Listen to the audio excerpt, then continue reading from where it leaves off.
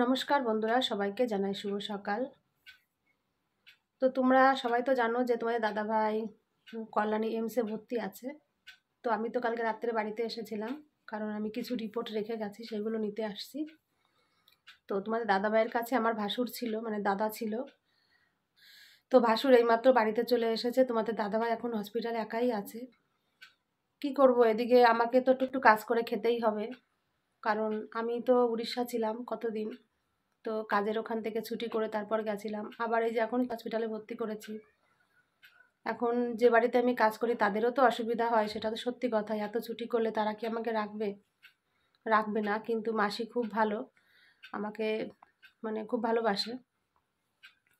আর আজকে আমি এখন যাচ্ছি ডিউটিতে, কারণ ডিউটিটা করে আসব। আর মাসিকে আজকে বলে আসবো যে মাসি তুমি অন্য লোক দেখে নাও, কারণ আমি তো হসপিটালে দৌড়াদৌড়ি করছি, পারবো কিনা কাজ করতে আমি জানি না।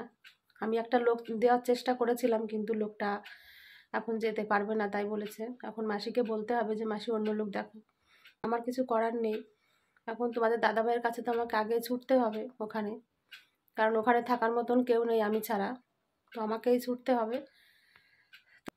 তো আর কি বলবো, এখন আমি এই যে ডিউটিতে যাওয়ার জন্য রেডি হয়ে গেছে, আমাকে তাড়াতাড়ি ডিউটিটা সেরে আসতে হবে, আবার তোমাদের দাদাভাইয়ের কাছে ছুটতে হবে। তো তোমাদের সঙ্গে এখন সকালবেলা বেশি কথা বলবো না, আমি আগে ডিউটিটা সেরে আসি, তারপর সারাদিনে কি করি না করি তোমাদের সঙ্গে সবটাই বলবো, তোমরা দেখতে পারবে। তো এখন যাই, আমি তাড়াতাড়ি কাজটা সেরে আসি। এই ডিউটি থেকে বাড়িতে আসলাম, বাড়ি এসে স্নান করলাম, স্নান করে এখন এই যে শাড়ি পরেছি, মানে তোমাদের দাদাভাইয়ের কাছে যাব। তো সকালে রান্না করার সময়টা পাইনি আজকে, একটু চা খেয়ে মানে বেরিয়ে পড়বো। যাই হোক, রাস্তা থেকে হয়তো কিছু খেয়ে নেব, এখন আর মানে খাবার তৈরি করার সময় নেই। তারপর তোমাদের দাদাভাইয়ের কাছে তো এখন কেউ নেই, ও একা আছে। ওর কাছে ফোন করেছিলাম, তো সকালে টিফিন খেয়েছে, ওখান থেকে টিফিন দিয়েছিল, আমি বিস্কুট কিনে দিয়ে আসছিলাম, তো সেটাই খেলো সকালবেলায়। আর এখন ডাক্তার আসেনি, তাই বললো কখন আসবে। ডাক্তার আসার আগে আমি এখন যে পৌঁছাতে পারলে হয়, কারণ আমাদের বাড়ির থেকে এমস হসপিটাল অনেকটা দূরে, মানে 1-1.5 ঘন্টা যেতে লাগে, 1.5 ঘন্টা সময় লাগে যেতে, ঠিক মতন যদি গাড়ি পাওয়া যায় তাহলে। তো যাই হোক, চাটা একটু খেয়ে নিই, তারপর তোমাদের সঙ্গে কথা বলছি। এই চা খেলাম, এখন বেরিয়ে পড়ছি।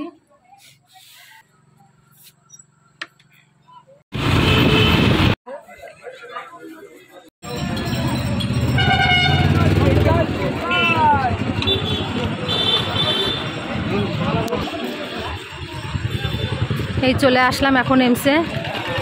তো তোমাদের দাদাভাইয়ের কাছে যাচ্ছি না, আর আমার এখন ভয়ে মানে হাত পা ঠান্ডা হয়ে যাচ্ছে। তোমাদের দাদাভাইয়ের কাছে এখন চলে এসেছি, দেখিয়ে এসে একটু শুয়েছিল, তারপর একটা পরীক্ষা করার আছে, এখন ওখানে যেতে হবে। তো আমরা এখন কাউন্টারে এসেছি, এখানে বিল জমা করতে হবে। তো বিল জমা করে পরীক্ষা করে নিয়ে তারপর আবার বেডে আসলাম।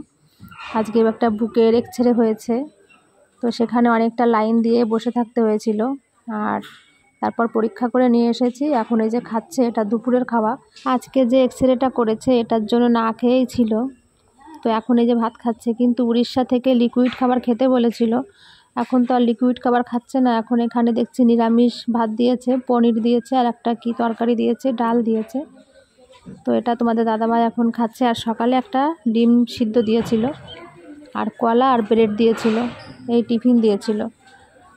তো তোমাদের দাদাভাইকে খাইয়ে দিয়ে একটু ওষুধ ছিল কোনো রকম, সেই ওষুধটা খাইয়ে দিয়ে বাইরে বেরিয়েছি। তো আজকে অনেকটা ছোটাছুটি আমাদের করতে হয়েছে। আমার সঙ্গে আজকে 2টো ভাগ্নে এসেছে, কারণ একটা ভাগ্নেকে তোমাদের দাদাভাইয়ের কাছে রেখে দিয়েছি, আর একটা ভাগ্নেকে নিয়ে বাড়িতে যেতে হবে, কারণ আমি আজকে বাড়িতে যাব। ভেবেছিলাম তো এখানে থাকবো, কিন্তু থাকতে পারছি না, আমার কাজের জন্য আমাকে বাড়িতে যেতে হচ্ছে।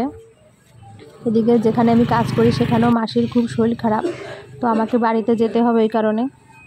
তো দেখতে দেখতে দেখো কেমন রাত হয়ে গেছে, অনেকটা আজকে দেরি হয়ে গেছে তোমাদের দাদাভাইয়ের ওষুধ কিনতে কিনতে। এই বাড়িতে আসলাম, আজকে গলাটা বসে গেছে, কারণ আজকে একটু ঠান্ডা পড়েছে, তারপর একটা ঠান্ডা কিনে খেয়েছিলাম আজকে, তো সেজন্য গলাটা বসে গেছে, কেমন কষ্ট হচ্ছে, গলাতে কথা বলতে পারছি না, মানে খাওয়ার সঙ্গে সঙ্গে ধরিয়ে দিয়েছে আমাকে। তো আজকে তো আমি মানে হাসপাতালে বসে কোনো ভিডিও করতে পারিনি, কারণ আজকে খুব দৌড়াদৌড়ি ছোটাছুটি করতে হয়েছে আমাকে। তো মানে যেখানে তোমাদের দাদাভাই ভর্তি আছে তার থেকে অনেকটা দূর বাইরে বেরাতে হয়। তো ওষুধ কেনার জন্য আজকে অনেক ছোটাছুটি করতে হয়েছে আমাকে। তো আমার সঙ্গে দুটো ভাগ্নে গেছিলো আজকে। তো একটা ভাগ্নে তোমাদের দাদাভাইয়ের কাছে আজকে রেখে দিয়ে আসছি, আর একটা ভাগ্নে বাড়িতে চলে গেছে। তো আজকে তোমাদের দাদাভাইয়ের সকালে মানে যখন আমরা গেছিলাম তারপর একটা এক্সরে হয়েছে, বুকের এক্সরে। তারপর ওখানে ওখানে বসেই মানে আলট্রাসাউন্ড ওই বেডে বেডে বসেই আর কি আলট্রাসোনোগ্রাফি হয়েছে, মেশিন কাছে নিয়ে এসে।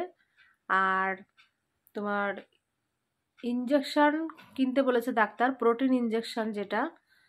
তো একটা প্রোটিন পাউডার তো খাচ্ছেই, আর প্রোটিন ইঞ্জেকশন কিনতে বলেছে। তো ডাক্তার সেটা বলেছে 4,500 টাকা দাম, মানে ওখানে কিনতে গেলে 4,500 টাকা দাম নেবে। আর একটা এক্সরে হবে, তার জন্য ইঞ্জেকশন কিনতে হবে, তারপর ওষুধ কিনতে হবে এক্সরে করার জন্য, ওটা তাই বললো ডাক্তার। তো সেটাও কিনতে হবে। তো আমি আজকে হসপিটালের নিচে কাউন্টার আছে ওষুধের, তো সেখান থেকে কিনতে গেছিলাম। কিন্তু যে প্রোটিন ইঞ্জেকশন যেটা আছে সেটার দাম, সেটা কিনতে গেছিলাম। তো ওখানে সেই ওষুধটা নেই, না থাকার কারণে আমি বাইরে বেরিয়েছিলাম যে ওই ওষুধটা কিনতে হবে, প্রোটিন ইঞ্জেকশন যেটা। তো বাইরে গেছি, বাইরে বলছে 7,500 টাকা দাম নেবে প্রোটিন ইঞ্জেকশনটা। আর ডাক্তার তো আমাকে বলে দিয়েছিল ওটা 4,500 টাকা। তো আমি আবার ওটা প্রোটিন ইঞ্জেকশনটা না কিনে নিয়ে ডাক্তারের সঙ্গে কথা বললাম যে বাইরে এরকম 7,500 টাকা বলছে ডাক্তারবাবু, আর এখন আমি সেটা কি করব। বলছে বাইরে যদি বেশি দাম বলে থাক, ওটা কেনার দরকার নেই, আমি দেখি কিছু কোনো ব্যবস্থা করতে পারি কি। তো তাই বলে আর কি ইঞ্জেকশনটা কেনা হয়নি। আর এক্সরে করার জন্য যে ওষুধটা দিয়েছিল তার দরুন অনেক টাকা, তো প্রায় 2,000 টাকা দাম নিয়েছে। ওই ইঞ্জেকশন ঔষধ ওর ভিতর ছিল, তো ওটা প্রায় 2,000 টাকা দাম নিয়েছে। আর তারপর দুটো ঔষধ দিয়েছে, সেই ঔষধের দামও আজকে মানে ওখানে পেলাম না, যেখানে হসপিটাল সেখানে পাইনি, তার বাইরে বেরিয়ে দোকান থেকে নিতে হয়েছে, তার দামও প্রচুর। তো আজকে পুরো ছোটাছুটি করতে করতে পুরো নাজেহাল হয়ে পড়েছি আমি। বাড়িতে এসে এমনি মানে বাড়িতে এসেই আগে একটু শুয়ে পড়েছি, তারপরেই তোমাদের সামনে ব্লগটা শুরু করলাম আবারও। ভালো লাগছে না যে আমি এখন কি করব। এত পয়সা এই উড়িষ্যাতে থেকেছি, আমাকে তো পয়সা ওখানে খরচা করতে হয়েছে, তারপর এখানেও তো দেখছি মোটামুটি ভালোই মানে পয়সা লাগছে। আমি এখন এত টাকা পয়সা কি করে ম্যানেজ করব, কি করব আমি এখন কিছুই বুঝতে পারছি না।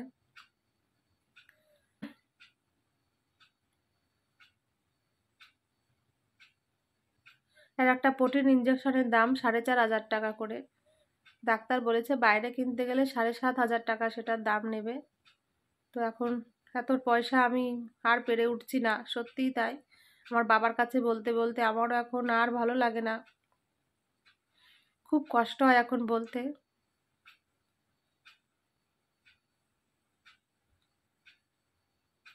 আমার সঙ্গে যে কেন এরকম হচ্ছে, কেন হচ্ছে আমি জানি না।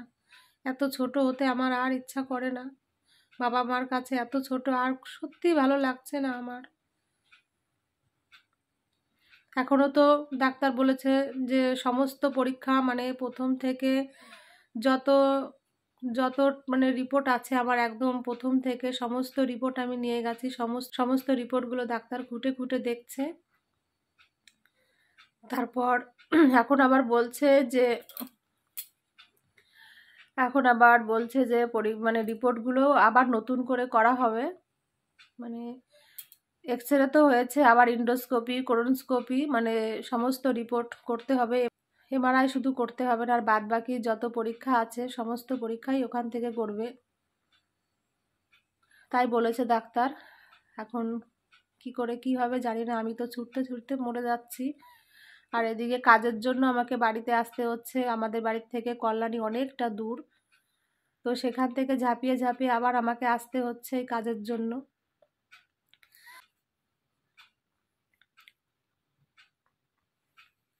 এখন আমি ছুটতে ছুটতে মনে হচ্ছে আমার শরীর খারাপ হয়ে যাচ্ছে, আমার এখন আর শরীরই দিতে পারছে না। উড়িষ্যায় কতদিন একভাবে ছিলাম, তারপর ওখান থেকে একটা দিন বাড়িতে থাকতে না থাকতেই আবার এখানে ভর্তি করিয়েছি। এখন এখানে এরকম ছোটাছুটি করতে হচ্ছে, মানে ওর থেকে তো আমি এখন বলতে গেলে দুর্বলটা বেশি হয়ে পড়ছি। জানি না আমি আর কতদিন এইভাবে চালাতে পারবো। আর তোমাদের দাদাভাইকে ওখান থেকে সহজে ছুটি দেবে না, ও মানে দেরি হবে, তাই বোঝা যাচ্ছে আর কি। ওর সমস্ত রিপোর্ট করবে, ওকে আবার নতুন করে সমস্ত পরীক্ষা নতুন করে আবার করবে। মনে হয় না ওকে খুব তাড়াতাড়ি ওখান থেকে ছুটি দেবে। তো আমি যদি এইভাবে দৌড়াতে থাকি তো আমিই তো রাস্তাঘাটে হয়তো মরে যাবো, এরকম অবস্থা আমার হয়েছে এখন। তো ঠিক আছে, এখন আর বেশি কথা বলছি না। তোমরা সবাই খুব ভালো থেকো। আর যদি কেউ পারো তোমাদের সামর্থ্যের অনুযায়ী আমাকে সবাই যদি একটু হেল্প করতে পারো, তোমাদের আমি এটাই বলবো। আমার চাইতে খুব লজ্জা করে, তবু এখন নিরুপায় হয়ে তোমাদের কাছে বলছি। তোমরা যদি পারো আমাকে কেউ একটু সাহায্য করতে, অবশ্যই তোমরা করতে পারো, তাহলে এই মুহূর্তে আমার খুব উপকার হয়। আমার চাইতে খুব লজ্জা করে, আমি চাইতে পারি না, তবু এখন নিরুপায় হয়ে তোমাদের কাছে বলছি। যার যদি কারোর যদি কোনো সামর্থ্য থাকে আমাকে কিছু সাহায্য করা, তোমরা অবশ্যই আমাকে একটু করো। আর তোমাদের কাছে আমার আর কিছু বলার নেই।